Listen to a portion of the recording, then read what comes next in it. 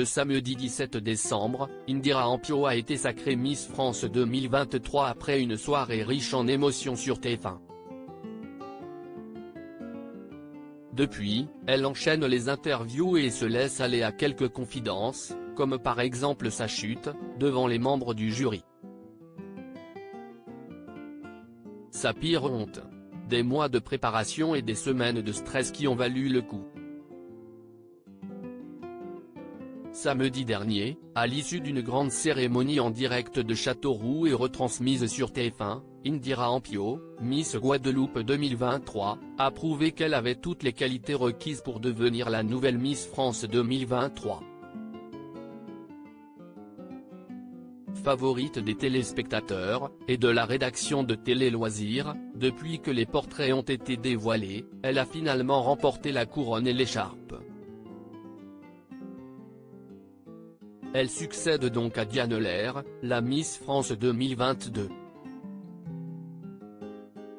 Une fierté pour cette dernière qui la considère déjà comme sa petite sœur.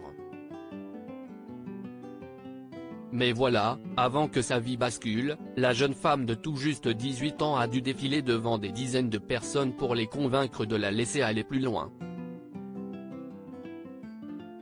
Et qui sait, peut-être deviendra-t-elle, comme Iris Mittenard, Miss Univers. En tout cas, elle espère bien pouvoir accéder aux concours internationaux. Je me suis retrouvée à terre depuis qu'elle est devenue Miss France 2023, Indira Ampio enchaîne les rendez-vous presse avant de prendre quelques jours de repos pour célébrer les fêtes de fin d'année avec ses proches. Sur Instagram, Cosmopolitan a publié une vidéo dans laquelle elle répond en toute honnêteté à plusieurs questions, et notamment concernant sa plus grosse honte.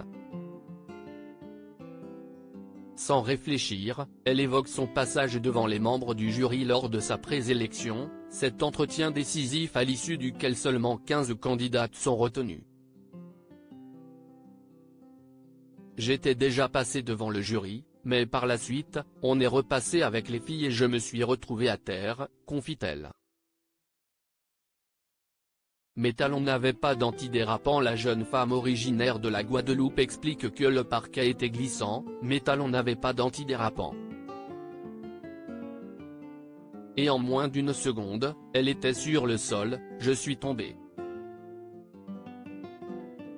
Une chute que toutes les Miss redoutent, que ce soit lors de l'étape de la présélection ou pendant la tant attendue cérémonie. Peu de temps après son sacre, Diane Lair avait, elle aussi, confié avoir manqué de tomber à 2 reprises lors de ses passages sur scène.